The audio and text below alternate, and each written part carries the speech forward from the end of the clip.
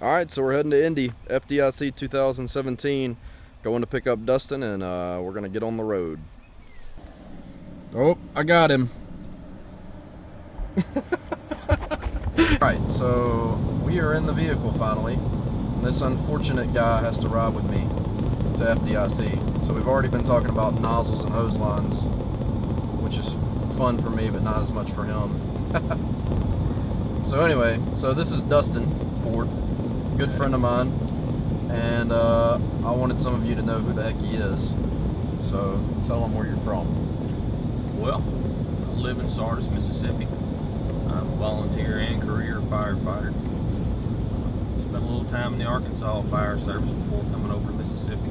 Alright, so Dustin is a more of a hazmat guy than anything. It's kind of one of my go-tos when we talk about hazardous materials and stuff like that. So we were talking in the car about where we get training and how a lot of guys don't know where you can get some training. But what's your favorite hazmat class so far? My favorite hazmat class has probably been the HERS class out at SERTC in Pueblo, Colorado. Alright, so probably most people don't know what that is. What is CERT-C? What is that? Well, CERT-C is a division of TTCI. It's a place that teaches first responders.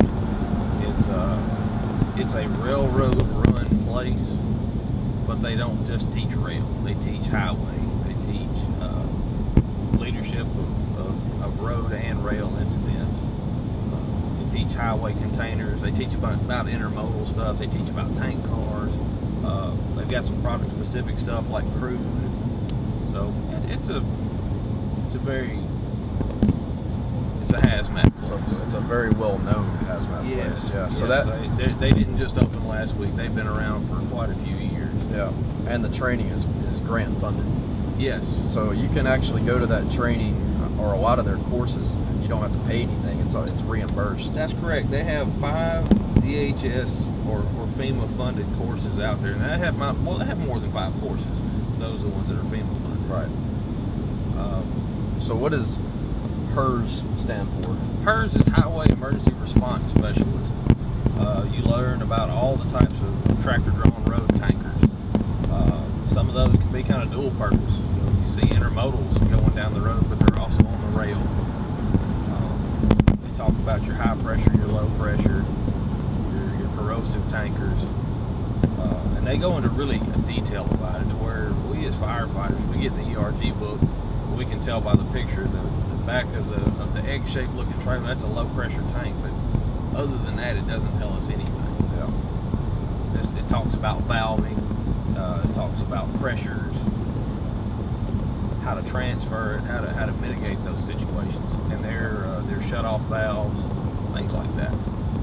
Dustin has a lot of on-the-job training, so there's not a lot of firefighters, probably a handful, and a lot of you probably know them that are friends of yours or something that actually have done hazmat work. So that's really, I think, where you really learn how to do hazmat. Yes. I mean, it's on-the-job training. You do get a lot. You get a lot more when you get out there and do the hands-on and actually get off in it, because firefighter hazmat and contractor hazmat are 2 different. Very things. different. Yeah. So you've done on the private side. Primarily, what did you do on the private side? We did a lot of confined space entries, tank cleanings, transfers, a lot of emergency roadside spills, tanker overturn, things of that nature. Scheduled clean out type stuff. A lot of scheduled clean outs, done a lot of railroad derailments as well. Leaking tank cars, whether it be a big thing or a small thing. And then transfers. Transfers is a pretty big deal. Which that's what you learn a lot about out there at SERTC. Gotcha. What's the worst hazmat scene you've been to work? As far as probably largest scale. Largest scale those are going to be like your train derailments, because not only do you have the train itself to deal with, you're going to be off-road. Usually, they're down, they got ditches that run into creeks and they're near farms. You've got so many different products you have to deal with. And it's all real cool. We get the consist and we look down, well, this car was here and it's carrying sodium hydroxide, and this one was here and it's propane, whatever. Well, they're never in order after drill. Yeah. Never. So that's probably some of the biggest and more challenging things that you can go to. All right. What about worst product that you've had to work with? HF acid. So what does HF stand for? Hydrofluoric acid. Hydrofluoric acid. Yeah. So why is that and everybody talks about HF, or a lot of people do. Yeah. As bad hazmat scenes when you have to deal with it. Why is it so bad? Well, when you get into the chemistry of it, if you go to look at the periodic table of elements, your fluorine is at the very top of your halogens. Those are the worst. Where fluorine itself is a calcium seeker. A lot of people, you hear them say, "Oh, it needs calcium out of your bones," and yeah, it will do that, but it messes up the calcium balance in your body, which is even worse. I mean, this stuff can kill you. And it's not like something that you don't carry the antidote on an ambulance. It's usually site specific. Well, if you're out on a train derailment, there is no site to be specific. Oh, gotcha. All right, so we briefly, I guess, talked about where can you go to get some training. There's also some resources around the country that you can get to come to you that can be really good training resources, especially for hazmat. But tell them a little bit about some of those resources, some of those guys. Well, if you have rail that runs through your jurisdiction or through your town that you cover, if they carry any types of hazardous materials, they're either going to have a hazmat manager, or if they're Canadian owned, they're going to have a dangerous goods officer. The best thing you can do is look and see who owns that rail and get in touch with either their DGO or their hazmat manager. And those guys will actually come out. They'll teach you like a Railroad 101 class, how to identify where it's at. If you say like 42nd Street crossing, that's not how the railroad works. If you look close, there'll be boxes that'll have numbers and it'll tell what crossing that is for them. But they'll come out and they'll do some stuff. They'll tell you how the railroad operates, what they expect out of you, and what you should expect out of them. Yeah, those guys though too. If anybody's ever worked with them, the DGOs and stuff like that are some of the best. Top notch. They know their stuff. You can pretty much ask them anything about, not even just rail, but I mean you could talk about just hazmat response in general, because they've done so much of it. They know a lot of the answers to questions that you normally can't get answered. We've been to, I guess, I don't even remember how many times I've been to FDIC now. You know how many times? This is trip number 3 for me. So three years in a row too, right? Yes. So normally what we do, we carpool. Normally there's more people than this with us. We carpool and we'll stop along the way to spend the night, break the trip up. It's a pretty long drive for us. And then we're going to arrive at FDIC on Wednesday morning, which is opening ceremony. So you won't miss any of the exhibits or anything if you arrive then. You also have the Brotherhood Bash and all that stuff that night, so you won't miss out on that stuff. But we normally head up. There's another group of guys we'll meet up here too, but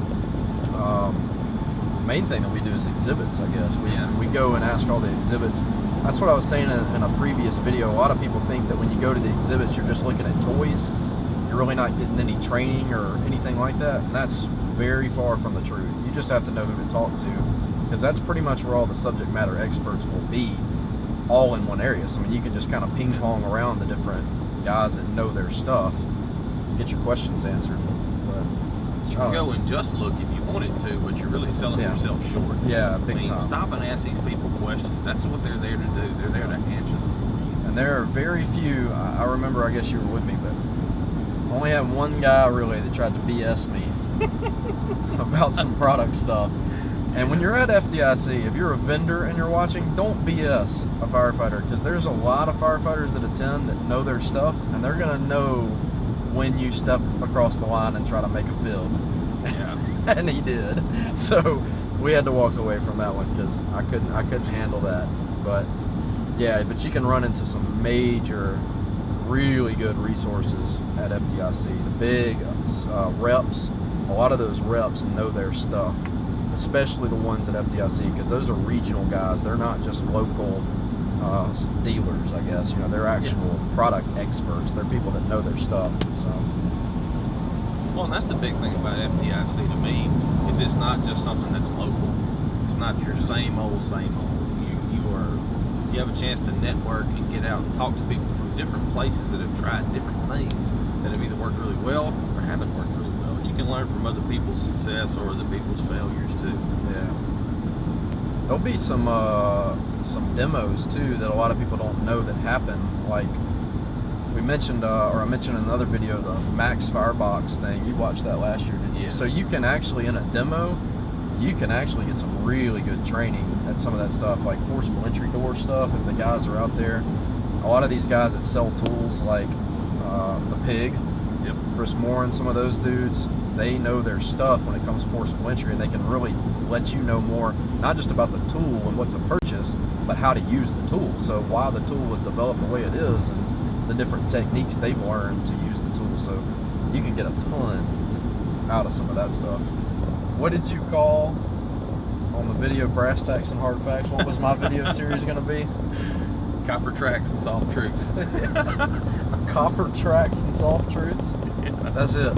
Chris, Hinkle's doing copper tracks and soft truths. soft truths. We've got it. It's copyrighted. You can't use that.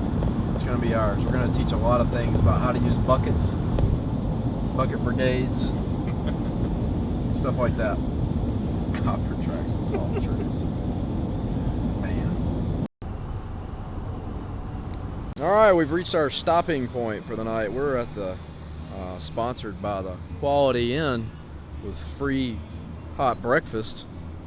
So we like to stay high class when we go to FDIC. So we're going to stay here tonight, and then we'll go to FDIC in the morning.